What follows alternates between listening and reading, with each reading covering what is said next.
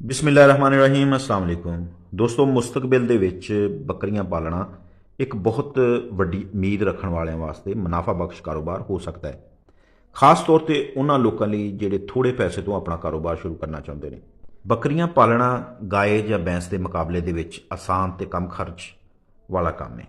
ਸ਼ਹਿਰਾਂ ਦੇ ਵਿੱਚ ਜਿਹੜੇ ਲੋਕ ਰਹਿ ਰਹੇ ਨੇ ਜਾਂ ਜਿਨ੍ਹਾਂ ਕੋ ਛੋਟੇ ਫਾਰਮ ਬਣਾਏ ਨੇ ਉਹਨਾਂ ਵਾਸਤੇ ਬਿਹਤਰੀਨ ਮੌਕਾ ਹੈ, ਕਿਉਂਕਿ ਬੱਕਰੀ ਥੋੜੀ ਜਗ੍ਹਾ ਦੇ ਵਿੱਚ ਵੀ ਜ਼ਿਆਦਾ ਪੈਦਾਵਾਰ ਦਿੰਦੀ ਹੈ। ਹੁਣ ਲੋਕ ਜਦੀਦ ਤਰੀਕੇ ਦੇ ਨਾਲ ਬੱਕਰੀਆਂ ਦੀ ਨਸਲ ਬਿਹਤਰ ਕਰ ਰਹੇ ਨੇ ਤਾਂ ਕਿ ਜ਼ਿਆਦਾ ਦੁੱਧ ਤੇ ਜ਼ਿਆਦਾ ਗੋਸ਼ਤ ਮਿਲੇ। ਮੁਸਤਕਬਲ ਦੇ ਵਿੱਚ ਬੱਕਰੀਆਂ ਪਾਲਣਾ ਉਹਨਾਂ ਲੋਕਾਂ ਲਈ ਜਿਹੜੇ ਥੋੜੇ ਪੈਸੇ ਤੋਂ ਕਾਰੋਬਾਰ ਸ਼ੁਰੂ ਕਰਨਾ ਚਾਹੁੰਦੇ ਨੇ ਇੱਕ ਬਹੁਤ ਮੁਨਾਫਾ ਬਖਸ਼ ਮੌਕਾ ਹੋ ਸਕਦਾ ਹੈ। ਬਸ ਖੁਰਾਕ, ਸਿਹਤ ਤੇ ਨਸਲ ਦੀ ਬਿਹਤਰੀ ਤੇ ਖਾਸ ਤਵੱਜੋ ਦੇਣੀ ਜ਼ਰੂਰੀ ਹੈ। ਦੋਸਤੋ, ਜਿਨ੍ਹਾਂ ਦੇ ਕੋਲ ਕੋਈ ਅੱਜ ਕਾਰੋਬਾਰ ਨਹੀਂ ਪਰ ਦਿਲ ਦੀ ਖੁਆਹਿਸ਼ ਹੈ ਕਿ ਆਪਣੀ ਮਿਹਨਤ ਦੇ ਨਾਲ ਕੁਝ ਬਣਨਾ ਹੈ ਤੇ ਉਹਨਾਂ ਵਾਸਤੇ ਬੱਕਰੀ ਫਾਰਮਿੰਗ ਬਹੁਤ ਬਿਹਤਰੀਨ। ਬੱਕਰੀ ਫਾਰਮਿੰਗ ਵਿੱਚ ਸਿਰਫ ਜਾਨਵਰ ਪਾਲ ਲੈਣ ਨਾਲ ਕਾਮਯਾਬੀ ਨਹੀਂ ਮਿਲਦੀ। ਅਸਲ ਕਾਮਯਾਬੀ ਸਮਝਦਾਰੀ, ਪਲਾਨਿੰਗ ਤੇ ਜਜ਼ਬੇ ਨਾਲ ਆਉਂਦੀ ਹੈ।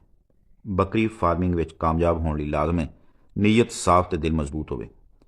ਜਿਸ ਦਿਨ ਤੁਸੀਂ ਦਿਲੋਂ ਫੈਸਲਾ ਕਰ ਲਿਆ ਮੈਂ ਇਹ ਕੰਮ ਕਰਕੇ ਦਿਖਾਣਾ ਹੈ, ਉਹ ਦਿਨ ਤੁਹਾਡੀ ਕਾਮਯਾਬੀ ਦਾ ਪਹਿਲਾ ਕਦਮ ਬਣ ਜਾਂਦਾ ਹੈ। ਥੋੜੀ ਜਗ੍ਹਾ ਤੇ ਸਾਫ਼ ਸੁਥਰਾ ਮਾਹੌਲ ਹੋਵੇ। ਬੱਕਰੀ ਨੂੰ ਸ਼ਾਨ ਨਾਲ ਜੀਣ ਦੀ ਆਦਤ ਹੈ। ਗੰਦੇ ਮਾਹੌਲ ਵਿੱਚ ਨਾ ਬੜੇਗੀ ਤੇ ਨਾ ਨਫਾ ਦੇਗੀ। ਸਫਾਈ ਜਿਹੜੀ ਹੈ ਇਹ ਕਾਮਯਾਬੀ ਹੈ।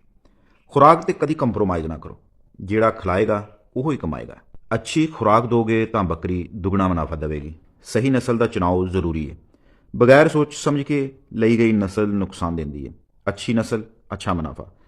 ਰਿਕਾਰਡ ਰੱਖਣਾ ਸਿੱਖ ਲਓ। ਕਿਹੜੀ ਬੱਕਰੀ ਕਦੋਂ ਕ੍ਰਾਸ ਹੋਈ ਹੈ, ਕਿੰਨਾ ਖਰਚਾ ਆਇਆ ਤੇ ਕਿੰਨਾ ਫਾਇਦਾ ਹੋਇਆ। ਇਹ ਲਿਖਣਾ ਪ੍ਰੋਫੈਸ਼ਨਲ ਫਾਰਮਰ ਦੀ ਪਹਿਚਾਣ ਹੈ। ਡਾਕਟਰ ਤੇ ਵੈਕਸੀਨ ਦੇ ਨਾਲ ਦੋਸਤੀ ਰੱਖੋ। ਬਿਮਾਰੀ ਆਉਣ ਤੋਂ ਬਾਅਦ ਇਲਾਜ ਮਹਿੰਗਾ ਪੈ ਜਾਂਦਾ ਹੈ। ਵਕਤ ਤੇ ਵੈਕਸੀਨ ਕਰਾਓ, ਇਹੀ ਸਭ ਤੋਂ ਵੱਡਾ ਬਚਾਓ ਹੈ। ਸਬਰ ਤੇ ਮੁਸਤਕਿਲ ਮਿਜ਼ਾਜੀ ਜ਼ਰੂਰੀ ਹੈ। ਬੱਕਰੀ ਫਾਰਮਿੰਗ ਰਾਤੋਂ ਰਾਤ ਅਮੀਰ ਨਹੀਂ ਬਣਾਉਂਦੀ, ਪਰ ਅਗਰ ਸਮਝਦਾਰੀ ਦੇ ਨਾਲ ਕੀਤੀ ਜਾਏ ਤੇ ਚੰਦ ਸਾਲਾਂ ਵਿੱਚ ਜ਼ਿੰਦਗੀ ਬਦਲ ਦਿੰਦੀ ਹੈ।